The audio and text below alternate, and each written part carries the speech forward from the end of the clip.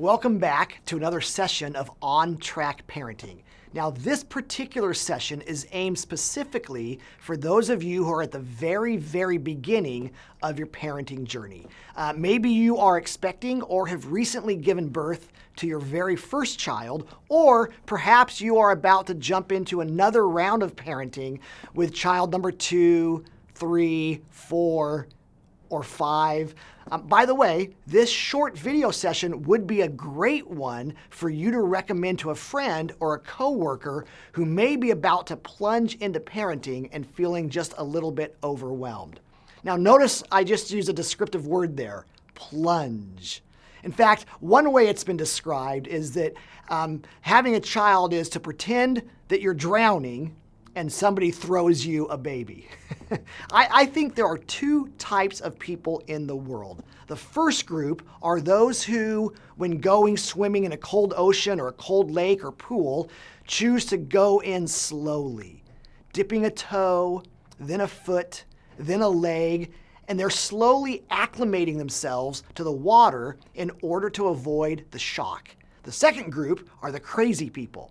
They're the ones who simply plunge right in, sometimes without even feeling the water beforehand at all. For these folks, there is no turning back, no changing their mind. They were dry 1 second and drenched the next. Parenting is a plunge. No matter how much you think you've prepared, the reality is this.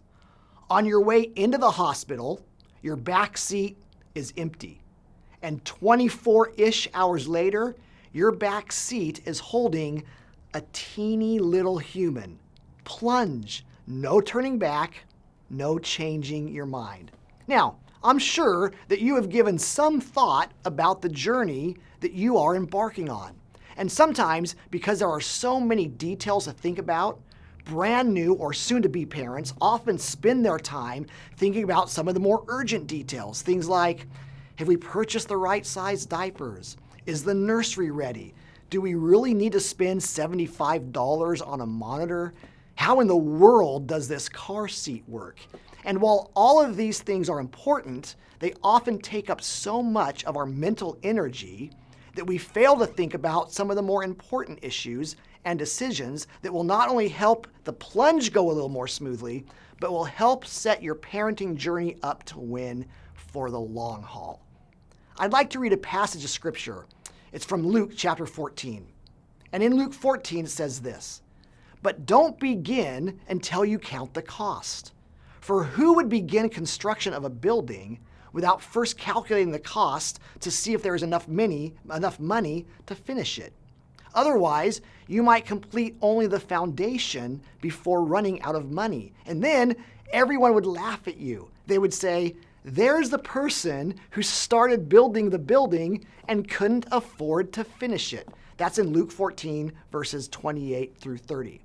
Now, to be fair, in this passage, Jesus was not speaking to a crowd of new parents.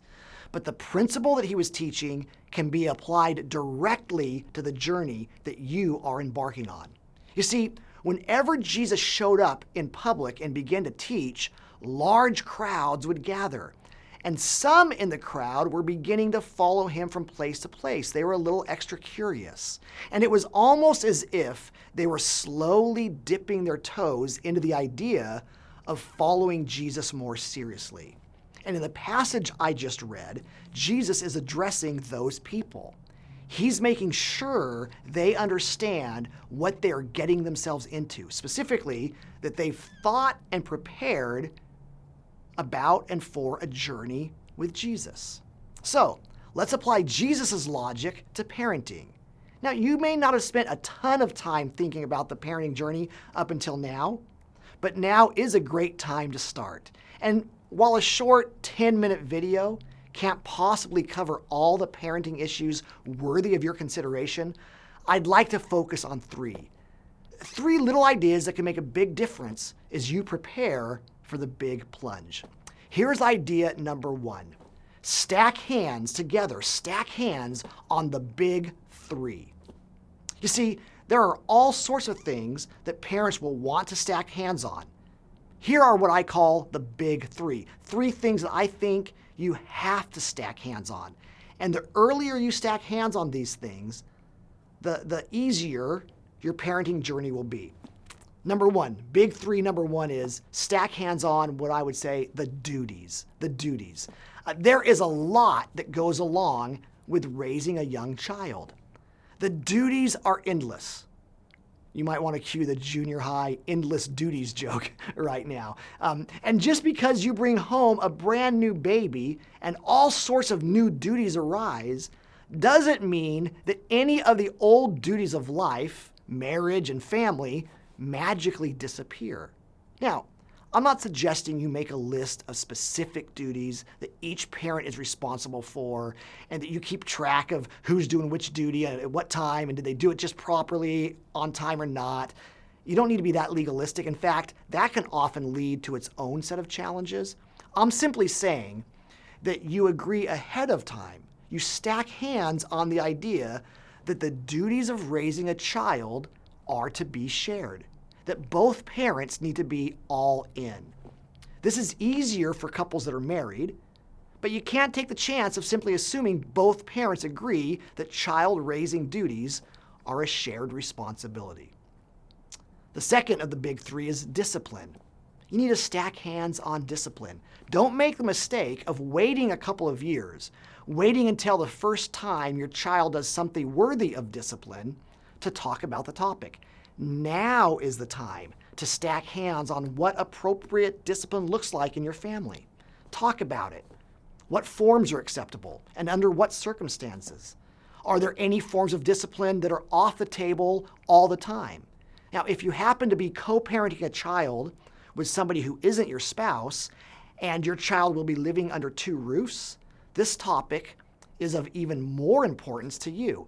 You see, inconsistency from parent to parent, from home to home, or inconsistency from parent to parent under the same roof is unfair to your child.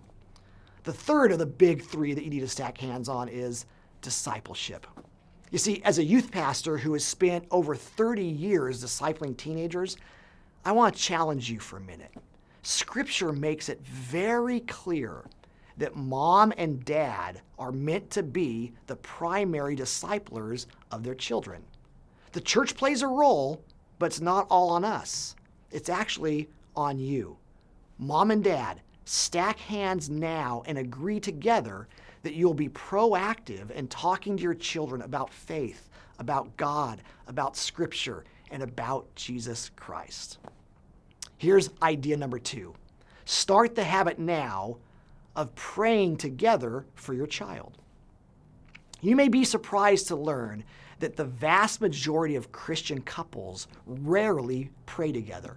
Now, sure, they may have a wonderful habit of prayer on their own, and that prayer time most likely includes praying for their spouse and for their children, but for most of these couples, the habit of prayer hasn't translated into a habit of praying together.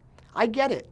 It's tough to find time to do anything together as a couple, let alone pray. And besides, is there anything so important that we need to pray about it together? I mean, especially if we know we're praying about it separately. I think that's fair enough. But as you plunge into parenting, let me propose to you that you now, without question, have one thing that is so important that you need to pray about it together.